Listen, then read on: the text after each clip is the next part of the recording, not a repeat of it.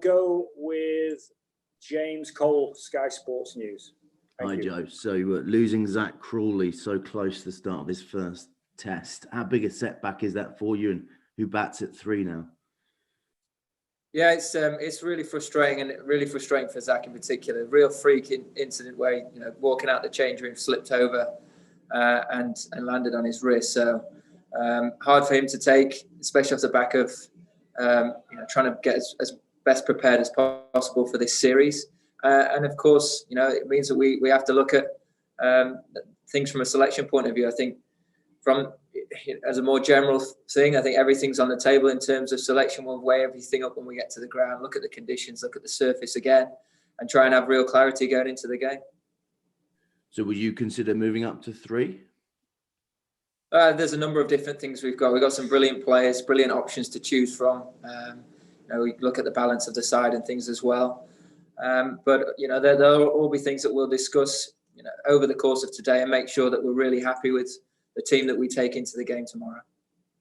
And how are Jofra Archer and Ben Stokes looking? Are they fully fit from what you've seen for selection?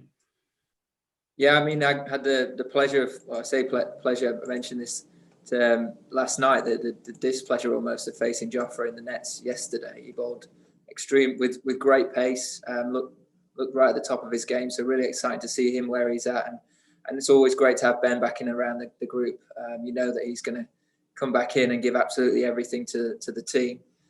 So I think it would always give a huge lift having that amount of talent in and around the squad. So very excited for them both to be in and around things again, and looking forward to get going. And just finally from me, have you had a chance to look at that pitch then and see what the conditions might be like? Yeah, I had a brief look at it. Not been able to get too close to it. We've been sort of held at arm's length a little bit, but it's not the prettiest wicket that I've ever seen. But we all know that doesn't mean it doesn't tell you a huge amount. It's going to be history would suggest here that it is going to be a good wicket for the majority of the game. Spin will come into it, but there hasn't been a huge amount of cricket in the last 4 years or 5 years here, even first class cricket in the last year and a half or so. So I think it's really important that we go into the game with an open mind and we play what's right in front of us. So yeah, I think that's going to be a real key component of things. Is making sure that we adapt to what we see when that first ball comes down on Friday. Thank you. Go well. Cheers, James. We'll go with Sam from TalkSport. Hey, Joe. How are you? I'm very good. How are you, Sam? Yeah, good. Thanks, Joe.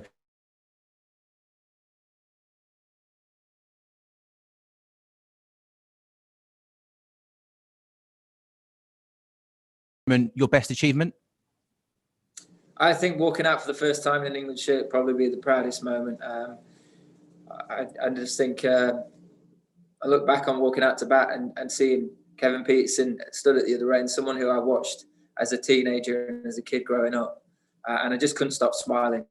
I was living my childhood dream, and ever since have been. And always trying, if I'm ever going through a bit of a lean spell or things aren't quite falling for me, then try and look back at that moment and remember what that feeling was like, and just almost try and embrace that really excitable young lad, and bring that into the current situation, because I was and I'm still am living the dream. So yeah, that would probably be the one thing that stands out, something that I'll always refer back to and look fondly on. And Joe, this morning on the TalkSport Breakfast, we've got Darren Goff and Steve Harmison on the show looking ahead to the series. And they've been talking about their exact preparation ahead of the start of a massive series, what they do the morning of the night before. Just interested in what you do. You finish training, done the press conference, you go home. Are you able at all to switch off? Do you watch something in particular on TV? Do you play the guitar? What's your exact preparation the night before and the morning of a massive series for England? I just try and relax as much as I can. I think naturally you will always think about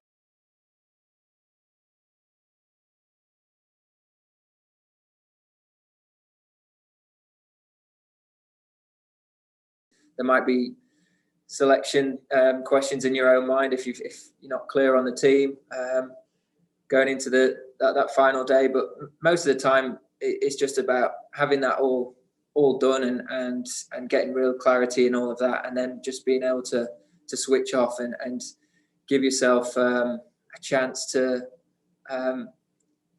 away from the game. Sometimes I'll play the guitar, sometimes I'll watch a series on an iPad or whatever, and sometimes I'll want to watch some cricket if there's games going on around the world. I'm a big cricket fan, a bit of a badger, so anything really just to keep me nice and relaxed and calm is all I'll try and do.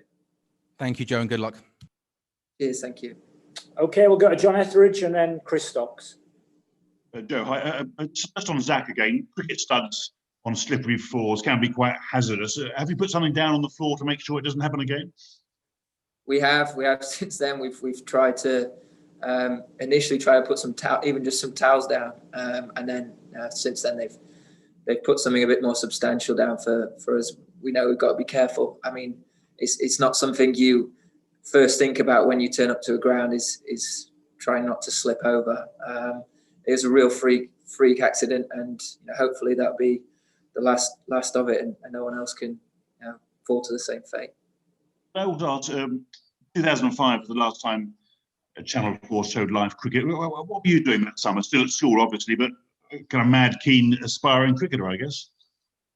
Yeah, that's one of my childhood memories. Is in that final day of at the Oval, I happened to be ill, so I managed to sit at home and watch that whole that whole last day of the Ashes series, and obviously the coverage was all on Channel 4. So it was a big part of my childhood throughout the summer, turning the telly on, watching the guys go out and play, and then just going in the garden or on the driveway or on the street and trying to emulate all of those players. It was a big part of my childhood. Great, thanks.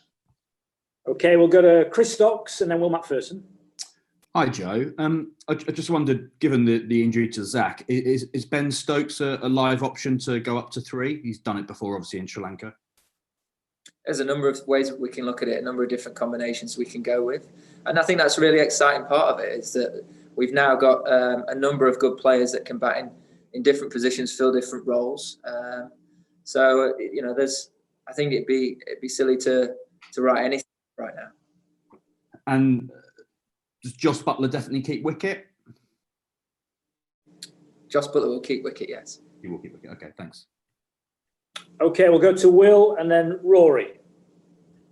Hi, Joe. It's sort of similar to John's question, but I just sort of thought, I wonder whether you could describe as a man of a certain age what Channel 4's cricket coverage or free-to-air TV had meant to you growing up, and how it kind of was involved in your love of the game, or the growth of your love of the game. Yeah, well, I mean, that accessibility was, it meant that I could watch all the time and as often as possible whenever the games were on. As I say, it was a huge part of my childhood growing up, turning on the TV, listening to, Mambo Number 5. That was always a favourite song, purely because it was associated with cricket, Test cricket. So, those are really fond memories. I look back now and I associate that with growing up playing Test matches in the garden with my family, with my brother, and it was all through watching the coverage there. Cheers. Okay, last one from the UK media. Rory, please. Joe, with reference to Zach's injury, obviously it's a blow to plans, but do you look at things like India in Australia just recently and sort of take a view that it opens up a door and a chance for somebody who probably wasn't going to play to do something special? Because that's obviously something India embraced when they had a few struggles with injuries in Australia. Yeah, I think a lot of sides around the world will look at that series that's just happened in Australia and take huge amount of confidence from it. I think, huge credit to India for going there and winning. It's a very difficult place to go and win. We all know that. But it also, I think, teams will see that and will see that, it is possible to go and win away from home. And there is a lot of pressure on sides hosting. It'll be the same when we turn up in England and we host some brilliant sides coming over, there is a bit of pressure around that, and we should embrace that challenge. That should excite us. There's so many great opportunities that come with that, and as a side and as individual players, when you're given that opportunity to play, you just got to try and maximise that opportunity.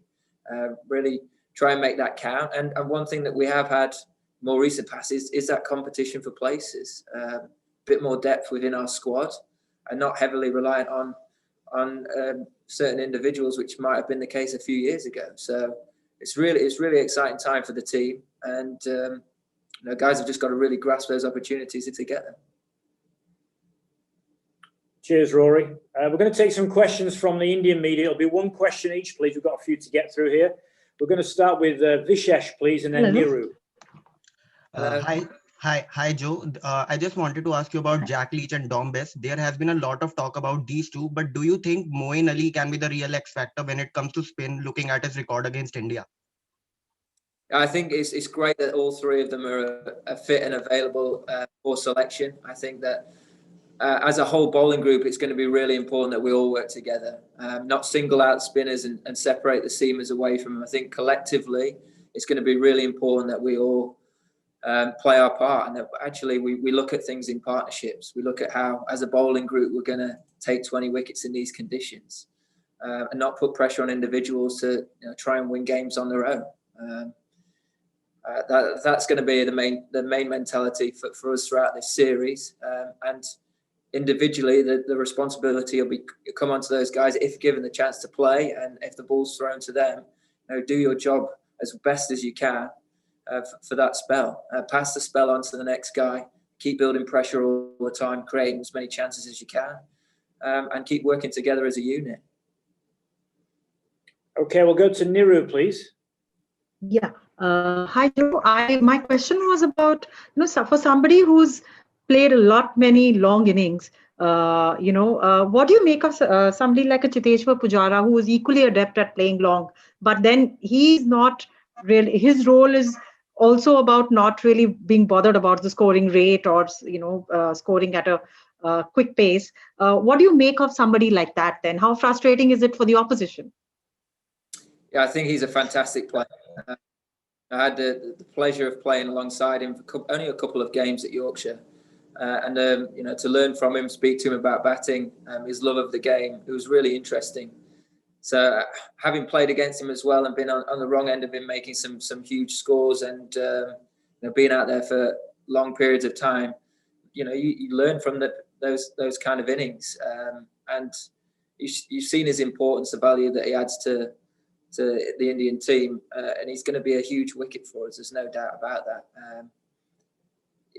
For us, it's going to be at times it might be that we have to try and outpace him and play the long game and see if we can be as mentally strong as he is at the crease, when we're out there in the field. But we know he's a fantastic player, and he's got a fantastic record at home in particular. So it's going to be a great challenge to come up against him. Thanks, Niru. To Sydney and then Vivek. Sydney, go ahead. Hi, Joe. Can you hear me? Yeah, I can hear you. Hiya. Hi. Joe, India might be flying really high following the win over Australia and their wonderful home record, having won 28 of the last 35 matches. But England also is coming into India with a strong form. You won your last 5 away matches, 2 in Sri Lanka and 3 in South Africa. South Africa was after losing the first. So confident are you guys coming into this series and 2 strong sides going against each other? Yeah, we obviously, off the back of those 2 games, we've gained a huge amount of confidence, and we're very realistic about where we are as a team, how we're playing our cricket, how we're slowly improving all of the time, and we know that this is going to be a huge challenge for us, but we're relishing that challenge. We're looking forward to it, and we just got to concentrate on keep making forward steps as a team, concentrating on what we think is going to be the best way of winning out here, and trying to execute that as best as possible.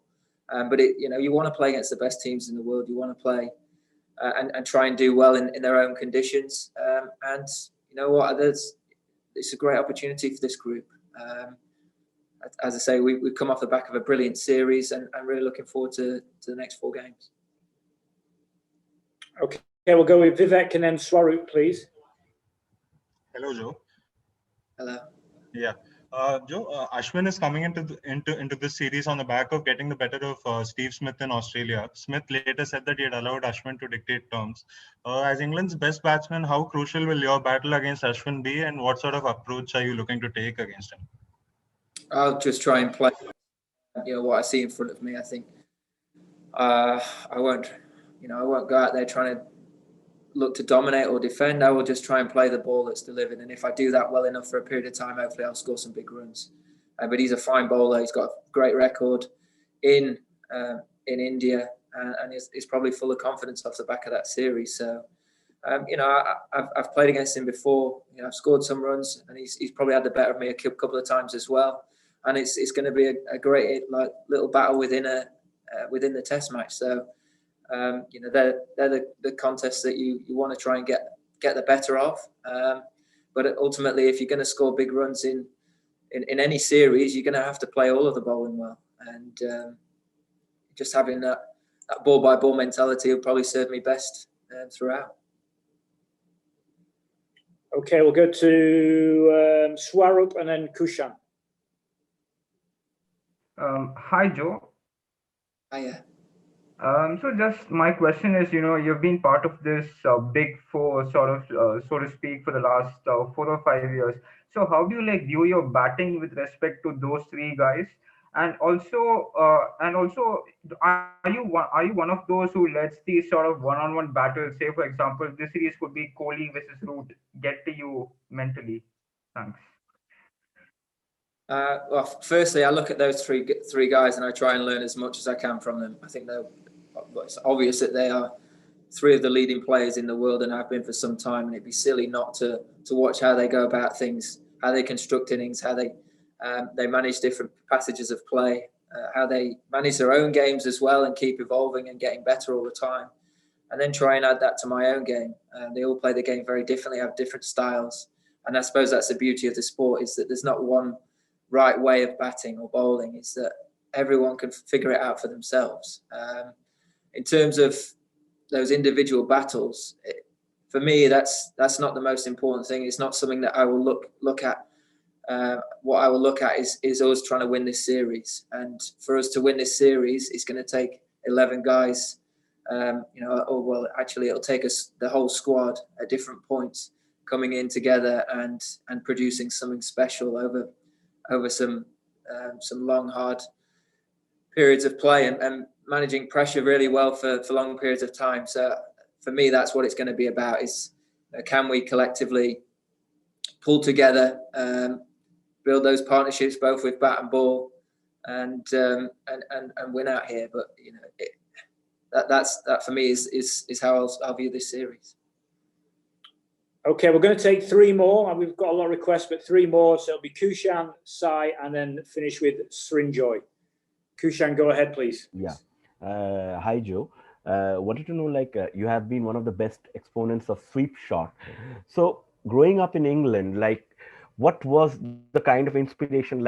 How did you prepare playing those perfect sweep shots against the spinners, considering that the wickets are not conducive over there? So was it watching videos of Graham Gooch, or how was it? How was the process of preparing? For me, as a young lad, I was always very small, so it took me a long time to grow and develop physically. So I had to find a way of getting the ball off the square against the spinners in particular when there wasn't any pace to work with.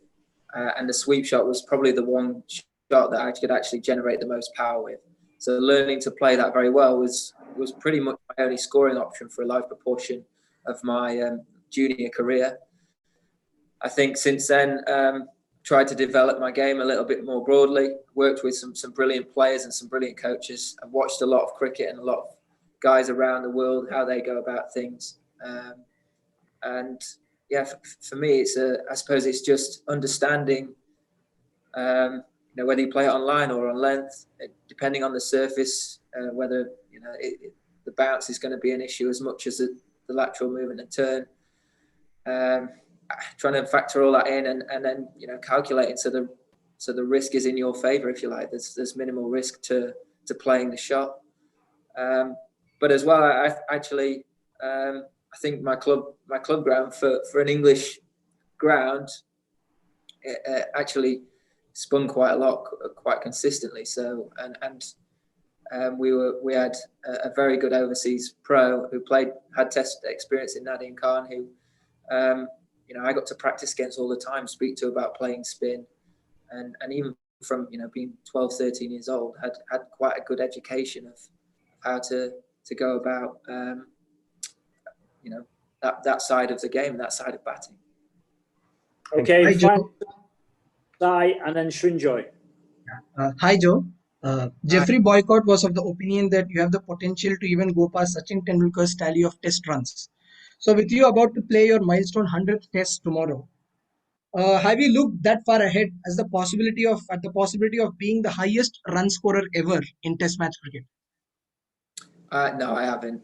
For me, it's about, without trying to sound very boring and cliche, it's about looking after the immediate future, looking after this next series.